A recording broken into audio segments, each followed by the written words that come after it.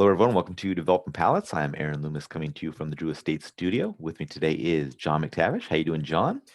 We're kind of midwinter. It's kind of that time where I start to get a little cranky and a little sad and a little bitter. It's like minus 35, which I don't really need to convert from Fahrenheit or freedom to Celsius because it's just super cold. And Yeah. really, it's not the cold that I'm complaining about. It's the fact that I really could use a cigar to just chill out, and I can't unless I want to freeze like a popsicle. So Yeah. that's where I'm at in life. Hopefully, in a few weeks, it'll be better. Hope so. All right. So today we are talking about the Pichardo Reserva Familiar San Andres. This is a Toro 6x52. Comes out of the Tabacalera Pichardo factory in Nicaragua. Wrapper is Mexican San Andres. Binders Nicaraguan Habano. Filters from Nicaragua. Blended by Luciano Morales. Price point is $10.50, and the cigar was released in July of 2019. So, with all that out of the way, John, what was your overall experience like with this cigar? Boy, July of 2019 seems like a long time ago. Yeah, I remember, when they hit the IPCPR, PCA, and it was kind of exciting to see, a new, even though they're not really new, but see a new brand on the marketplace. So I've been kind of excited to try their stuff, and we just haven't gotten around to a lot of it. So San Andreas, of course, is a lot of that on the marketplace. So to be honest, I wasn't expecting a lot going in, and that's not a knock on them. It's just that I think San Andreas has become the most popular wrapper used in the marketplace. Like everybody's got a San Andreas Yeah. offering. That being said, I was pleasantly surprised. Got a lot of baking spices, creaminess, chocolate, cedar, just harmonized really nicely. Kind of medium strength, not overwhelming on the palate. And the one thing I always look for in June, who unfortunately isn't on this review, but would have been great to have him on this review, he is very sensitive to a lot of San Andreas has this minerality to it that can be really off-putting. I did not get that. So certainly first third, good, had me hoping for more, fingers crossed going to the second third. Second third was also good. So again, kind of let off with the baking spices, little dry cedar to finish, some citrus in the middle. And then the last half actually had a little bit more power than the first half, which surprised me. So cocoa kind of pushed a little back against the cedar in the bottom half. And so overall, really nice. And then I kind of got this punch of baking spices at the end of the second third. And I was kind of hoping that would carry into the last third. Sadly, it wasn't meant to be. Mostly just kind of cedar and earth, a little flat. There was cocoa kind of by the halfway point of the last third, but it was a pretty average experience, honestly. The burn was excellent, just absolutely razor sharp. I mean, you could have measured a ruler by it. Weirdly, the draw was like it started out crazy tight, crazy, crazy tight. It would have been a subpar, but about halfway through the first third, it opened up to what I would call average category. And normally, when we experience that, there's some pretty profound negativity around flavor performance and burn performance. I didn't get that. Now, I did kind of, check the cigar, and it was, I mean, the thing was packed with tobacco. So, kind of makes sense. But yeah, overall, my too long didn't read is yeah, it's a good experience. I enjoyed it. What about you?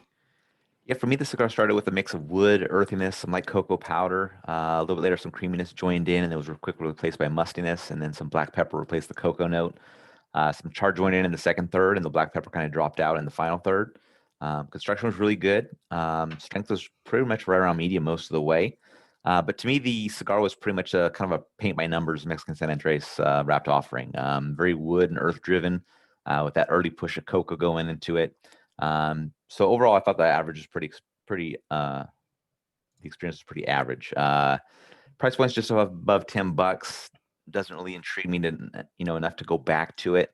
If you're a Mexican San Andreas fan, it's worth trying just to see what you think. I mean, if you get John's experience, it'll be something that you might want to go after a little bit more. But for me, it was just kind of right in that middle range, just kind of average flavor profile throughout. So let's get in the score. Start at the top with John at 6.37. I give it a 5.50. So how that 6.37 match up for you? As I was smoking it, I was like, this to me, that 65, 65, that it almost intuitively, that's kind of where it lands. Like it kind of falls in that above average to good category. It's not in the upper echelon of good where you're like, oh man, I need to get my hands on this. It's more like, oh, that was enjoyable. And if I see them on the shelf, I'll pick them up if I see them.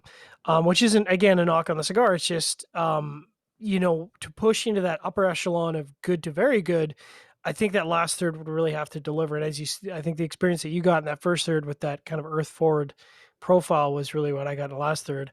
That being said, I gotta say, I got like 2 hours and 34 minutes out of this. Now, granted, I had the McDonald's milkshake straw draw out of this, Yeah.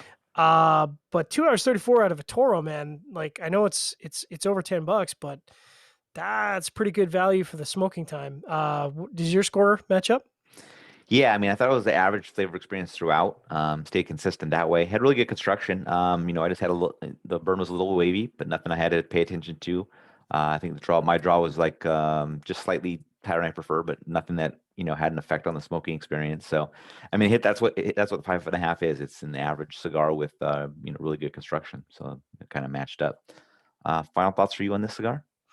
I'm sure these are available in another size, and it's especially with the Mexican San Andreas, it's Actually, always not interesting. single Oh, size. really? Most Oh of their lines are man, all single just size. single size. Yeah. See, that's a bit of a drag because to me, sometimes Mexican San Andreas can really shine in a Corona or a Lonsdale. Just that wrapper allows to maybe be a little more forward. So that's kind of a drag. But I'm always excited, like I said, to try new stuff from new companies, and so we'll try the next Pichardo and see how it fares. Yeah, these come in various lines, so various wrappers.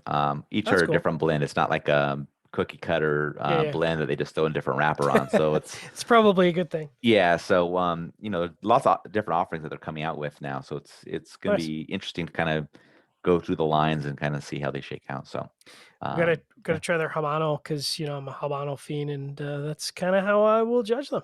yeah. All right. So if you're catching this video on YouTube, be sure to subscribe to us. We'll also check out the full written review on the website, developmentpalace.com. Follow us on the social media channels, and you can catch all of our review recaps on podcasts, so iTunes, Google Play, and Podbean. Thank you for tuning in. We will catch you on the next one. San Andres.